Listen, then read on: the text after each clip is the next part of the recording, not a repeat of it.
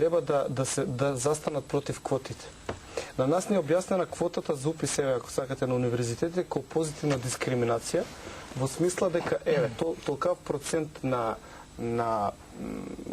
припадници на националните малцинства мора по клуч да влезат на универзитетите. Ако ние се залагаме да сите бидеме еднакви, на нас не ни треба тоа. Ја мислам дека ние се залагаме за квалитет во образованието и за квалитет на поединецот што ќе влезе во образованието, без разлика дали е тој албанец или македонец. Значи, од таа страна, дефинитивно таа небулоза треба да се оттргне од образовниот систем, а тоа може да се направи само со промена на власта. Очигледно е дека оваа власт секоја година сака да го менјава процентот. Па ако тој процент лани беше 10%, оваа година е 34%. Па наредната година кој знае колкав ќе биде процентот. И од него поставам во форма на прашање. Власта веројатно има своји сметки зошто ги поставила тие квоти и клучеви, меѓутоа треба да го увредат студентот, обичниот студент, без разлика дали од Тетово или од Струмица. А кога станува за еволутивните чекори и јакиот напредок, каде што македонски и албански националисти се мечките што треба да го уплашат овој народ, мислам дека еднаш за секогаш треба да се свати дека политиката на СДС, а веројатно денеска префрлена и на ниво на младинската на СДС, треба да знаат и тие и обичните граѓани дека помина времето кога можеше народот да се плаши со тоа дека еве војна е во Босна, па денеска војна е во Косово, путре може би ќе има во Албанија или во Грција и нашите македонски и албански националисти ќе направат војна, немојте така, дајте СДС вечно да владее. Мислам дека треба да не ми поѓаш во зборки, се трудам јас да не ти упаѓам. Едноставно поминува времето на баварогите и мечките и ловот на вештерки. Колку сте вие заинтересирани за оваа држава, најверојатно толку, најмалку толку и другите се заинтересирани оваа држава да функционира, а може би и повеќе. Тоа мислам маце погрешно сватен, никогаш не кажав дека СДС е таа партија нели што ја направила држава, ниту дека само ние сме заинтересирани за државата. Зборам за ставови на политичка партија. И ставот на политичка партија е тој што треба да се каже сосема транспарентно. Сега Ангелка повторно го избегнува ставот на либерално-демократска партија и младина околу универзитетот, така наречениот Мала Речица. Ја можам господине Леновски, ако се сеќавате токму ради тоа прашање. Не, зборуваме за решението. Зборуваме за решението. Како оваа реалност би го решиле тој проблем или тоа прашање? Зависи кој како тргна. Иначе со тоа пред 20 години знаеме која држава живеевме и каква држава.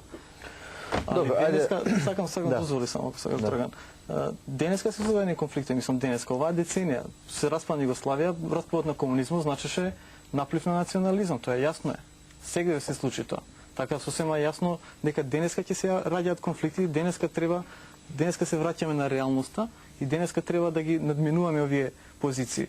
Босна сега се случи, не дај Боже Косово го се случи, уште трае проблемот. Сега не пред 20 години Косово беше меѓутоа сосема во друг облик. Така да јасно е дека сега треба да ги решаваме проблемите. Ова е реалноста наша. Нема друга реалност сега да живееме да идеализираме состојби. Ставот околу Мала Речица наш е познат. Свесни сме, за жал, од ваше, јас се уште го немам случајно. Ја затоа реков, ние можеме да збориме колку сакаме и тоа да кажеме став и решение. Нема што, ако сме дошли тука, тогаш да си го кажеме своето. Ставот наш е јасен. Сметаме дека така наречениот универзитет е незаконски, нелегален, не влега во институциите на државата. Не знам по кој пат ќе го повторам овој став на СДС или на социјалдемократската младина. И сметам, решението се гради, процес е. Тоа иначе да беше лесно, одма ќе го решевме. Мислам со полициската интервенција може некој мислеше дека или се очекуваше дека ќе го решевме. Очигледно станува проблем за многу. Која полициска интервенција? Мала Речица пред неколку години, некој не се сеќава. Очигледно прашање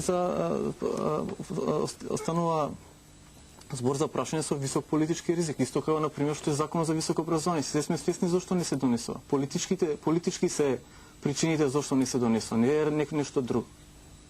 Така да мислам дека треба да биме свесни дека секое повлекување било каква линија на донесување на законот ќе предизвика длабоки тензии, мислам, во државата. И тоа не е нешто што ние како партија на власт дозволи. Го проектираме како нестабилност, тоа е реалност.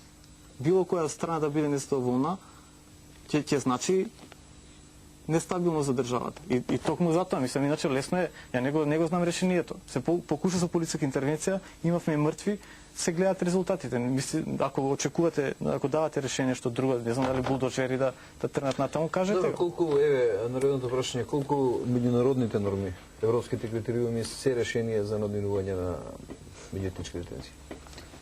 Сега зависи кој стандард од меѓународните норми и примери ќе ги земеме. Дали ќе го земеме францускиот модел или финскиот, мислам.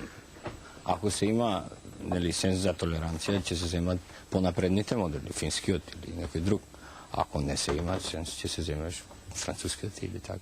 Мислам, сегогаш тука нема некоја униформно за решавање на тие меѓуетнички проблеми. Значи, уставот не е тоа што би требало да биде според вас, нели? Кои норми според вас европски критериуми се она што би значило решение? Ја пак ќе ве прашам, мислам ќе ве замолам да се дефинирате во Не, која јас се обидувам само еве разговаравме за Ставот, да, ставот. Да го дефинираме, мислам на вашата партија. Рекол пред малку во елаборација на претходните прашања уставот рекол дека не е доволно прецизен. Да. И дека тоа е, нели, генератор на кризата. Да.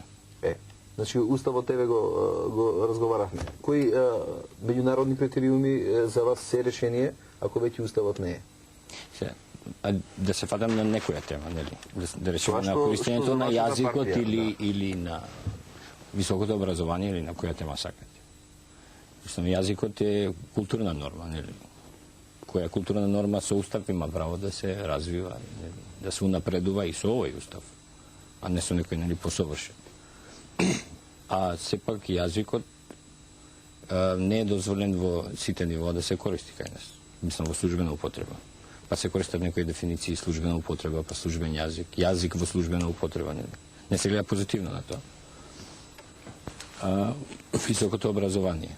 Јас сум за тоа сите да имат исти шанси, ист пристап, него јазикот не е иста шанса. Сигурно тебе ти е полесно да студираш на македонски него мене. Значи во старт ние не сме еднакви, немаме исти шанси. Негативно се гледа на образованието на албанците во високото образование. Се бара лојалност, албанците се слабо представени во институциите на системот. Во администрацијата, во јавните предпријатија се, например, во Тетово Гоствар минимално представен, во некој нема ни еден албанец вработен во јавните предпријатија. Тоа се тие норми кои треба да се исполнат за, мислам, меѓуетничките тензии да се смалат. Дали има чекори во секој случај? Само може јас мог. Чекори има, Ако го гледаме може да се проценот пред неколку мали. години на учество на националностите во јавниве предпријатија на администрацијата, мислам дека постојат значајни чекори. Добро. Исто и за студентите за Според националностите. информациите кои ги имаме, ние во јавните предпријатија само јас чекорите сакам се да, многу помали него во администрацијата, а и во администрацијата се недоволни. Прашањето да не го патуваме директно до обед, бидејќи само тоа е, нели, албанецот.